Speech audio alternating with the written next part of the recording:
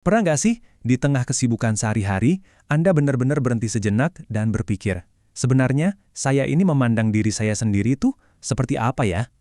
Nah, halo semuanya, di pembahasan kali ini kita bakal membedah tuntas satu konsep yang super mendasar, tapi sering banget kita lewati. Yap, kita akan membahas tentang arsitektur pikiran kita sendiri. Kita selalu menggunakan kata aku, tapi hari ini yuk kita ubah sedikit perspektifnya. Kita bakal mengeksplorasi gimana konsep diri itu secara sadar bisa kita bangun jadi fondasi mental yang jauh lebih kuat untuk kita semua. Coba deh, luangkan waktu sebentar aja dan jujur sama diri sendiri. Seberapa baik Anda benar-benar kenal siapa Anda? Apakah Anda sudah melihat diri Anda secara jernih dan objektif, atau jangan-jangan selama ini Anda cuma melihat pantulan dari ekspektasi orang lain? Oke, di sesi ini kita bakal membongkar habis-habisan apa saja blok bangunan psikologis pembentuk identitas Anda. Dan pastinya, gimana cara merakitnya jadi sesuatu yang luar biasa tangguh. Biar lebih terarah, ini rute perjalanan kita.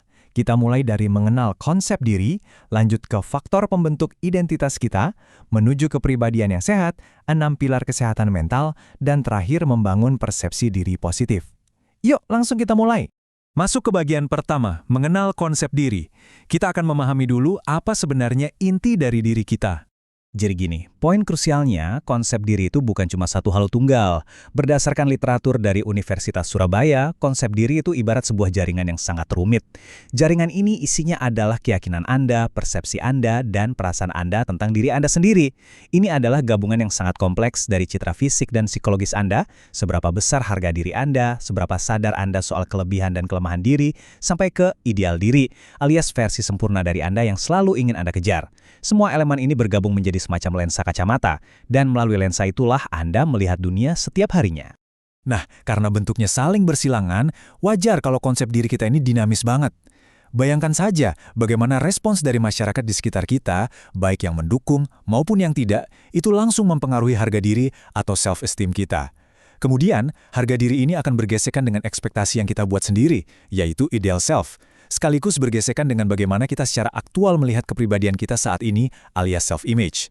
Kalau sampai ada ketidakseimbangan di salah satu area ini, lensa kacamata yang kita pakai buat melihat dunia tadi bisa jadi buram atau terdistorsi.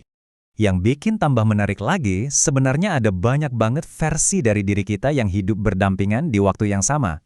Ada diri kita yang aktual, diri yang ideal, diri yang kita harapkan di masa depan, dan ini nih yang paling sering kita rasakan, social self atau diri sosial kita.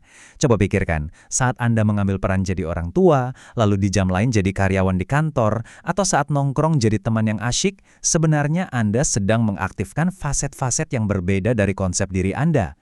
Peran-peran ini saling berjalin untuk membentuk satu identitas yang utuh. Sekarang kita masuk ke bagian 2, faktor pembentuk identitas kita.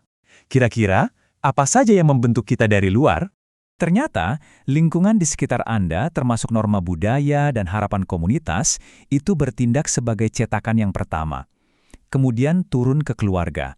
Cara keluarga berkomunikasi, seberapa besar penerimaan yang Anda rasakan di rumah, bahkan seberapa besar kebebasan yang diberikan orang tua untuk mengambil keputusan. Nah, semua itu menanamkan akar harga diri Anda sejak dini. Dan pastinya, pengalaman hidup. Setiap kemenangan yang Anda capai, serta setiap pahitnya kegagalan atau penolakan sosial yang Anda lewati, semuanya meninggalkan jejak yang tidak bisa dihapus pada identitas Anda. Kegagalan bisa memicu keraguan diri, sementara keberhasilan menjadi bahan bakar utama untuk memperkuat rasa percaya diri. Lanjut ke bagian 3, menuju kepribadian yang sehat. Kita akan melihat cetak biru dari pikiran yang sehat. Oke, mari kita bedah pandangan dari 4 pemikir psikologi hebat ini. Carl Rogers misalnya, dia sangat percaya bahwa pribadi yang sehat itu adalah orang yang berfungsi sepenuhnya. Artinya, orang ini nggak pakai topeng dan berani merasakan emosinya secara mendalam. Lalu ada Abraham Maslow yang fokus pada aktualisasi diri, yakni ketika seseorang bisa memenuhi potensinya secara maksimal dan menerima realitas. Beda lagi dengan Viktor Frankl, sebagai seorang penyintas Holocaust, dia menemukan bahwa dorongan paling fundamental kita adalah mencari makna yang lebih besar dari diri sendiri atau transendensi diri. Dan yang terakhir, Fritz Perls menekankan pentingnya hidup di sini dan sekarang, bukan malah menjadi tawanan masa lalu. Meskipun fokus mereka berbeda-beda, ada satu benang merah yang menyatukan. Kepribadian yang sehat itu bukanlah sebuah tujuan statis, melainkan proses pertumbuhan yang terus-menerus. Kita sampai di bagian 4, 6 pilar kesehatan mental. Ini adalah definisi kesejahteraan mental dari kacamata modern. Ada riset modern yang sangat masif dari University of Adelaide yang melibatkan 122 pakar lintas disiplin khusus untuk merumuskan ulang apa arti sehat mental.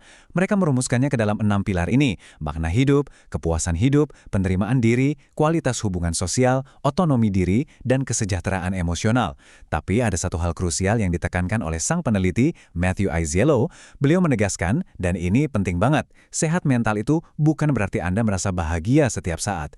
Memiliki kesehatan mental yang positif, itu artinya Anda punya kapasitas untuk tetap berfungsi, menerima diri sendiri, dan menemukan makna dalam hidup, bahkan ketika Anda sedang melewati badai atau tantangan yang luar biasa berat. Sekarang, bagian terakhir, bagian 5, membangun persepsi diri positif. Saatnya kita bahas perangkat praktis untuk Anda. Ngomong-ngomong soal persepsi diri, ada satu jebakan psikologis yang paling sering menjebak kita di era digital ini, perbandingan sosial. Kita semua pasti pernah kan, lagi asyik scrolling di media sosial, lihat liburan mewah orang lain, lalu tiba-tiba merasa hidup kita membosankan? Itu namanya perbandingan ke atas, yang ujung-ujungnya cuma bikin kita merasa rendah diri. Di sisi lain, membandingkan diri ke bawah, sekedar buat bikin kita merasa sedikit lebih baik, juga bukan strategi bertumbuh yang benar-benar otentik. Poin krusialnya, sebisa mungkin kita harus secara sadar menghindari kedua jebakan ini. Satu-satunya perbandingan yang paling sehat adalah membandingkan diri Anda hari ini dengan diri Anda yang kemarin. Fokuslah murni pada progres individu Anda sendiri. Membangun mental yang tangguh itu butuh pendekatan yang holistik, merawat keempat area ini. Anda nggak bisa mengorbankan fisik dengan sering kurang tidur, lalu berharap mental Anda tetap prima. Secara emosional, sangat penting untuk memiliki belas kasih pada diri sendiri dan berani pasang batasan yang sehat. Secara sosial, kelilingi diri Anda dengan orang-orang dan hubungan yang beneran suportif. Dan secara spiritual, sediakan waktu luang untuk refleksi guna menemukan kedamaian batin. Oh ya, jangan pernah lupakan self-reward atau memberikan penghargaan pada diri sendiri ya. Merayakan pencapaian kecil secara konsisten itu bakal mengubah narasi di kepala Anda dari yang tadinya penuh keraguan, perlahan menjadi keyakinan diri yang kuat. Ada satu kutipan keren dari literatur Poltekkes yang menurut saya merangkum semua bahasan kita ini dengan sangat sempurna. Persepsi diri yang positif adalah kunci untuk membuka pintu keberhasilan dan kebahagiaan sejati. Dengarkan baik-baik, ini bukan sekedar kalimat motivasi biasa. Ini adalah fakta psikologis. Persepsi diri Anda adalah fondasi yang paling dasar.